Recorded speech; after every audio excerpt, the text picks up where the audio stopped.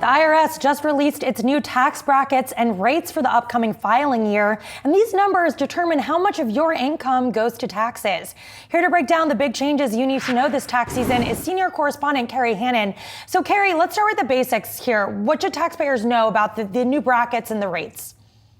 Well, right, Allie, the big thing that happens each year is that the government, the IRS adjusts your tax bracket index to inflation, so that, it's what they call bracket creep, so that your income doesn't get shifted up into a higher tax bracket due to inflation. So that's what we're seeing this year. It's again, just they're marginally adjusting them to factor in inflation.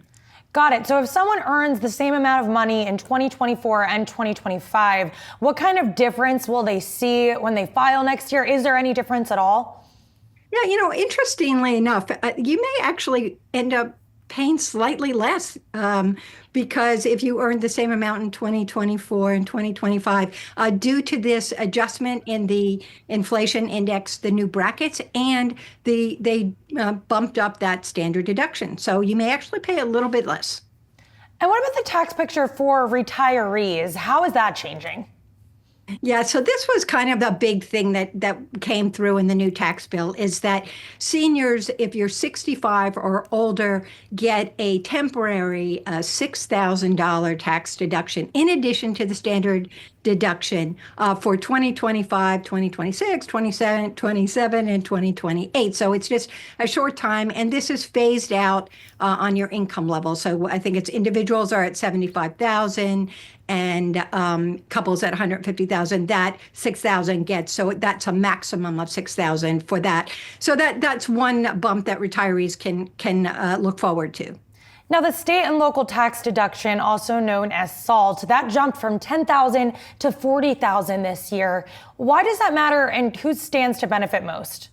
Allie, if you'll forgive me, I wanted to say one more thing about the last question, is that the Medicaid tax, there's some big changes to Medicaid that will also impact seniors in a way of having trouble with raising costs and having long-term care. So back to the SALT, I'm sorry. So it's like there's a win and impossible lose for seniors there in the tax bill. But here's the interesting thing about SALT, that raised deduction, which is fantastic that they jumped that up. But this is where I got to say, talk to your tax professional, because if you live in a high tax for a state with high local and state taxes, this is imperative. This is a great way to trim back your bill. This is if you itemize, of course. And so the idea is that you might want to try to do a little planning so that if your local laws permit it, you can take all of that deduction in 1 year.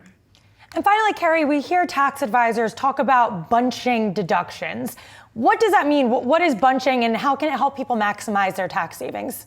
Yeah, bunching is a kind of a great strategy for many people because, yes, the standard deduction is pretty weighty these days. But if you're someone who is charitably inclined and want to give your charitable deductions, you need to bump above that standard deduction. So one way to do that is take what maybe 2 years of your charitable deductions might be and put them all into 1 year. And then you get the full impact of that charitable deduction because you're above the standard deduction. So that's one way to do that.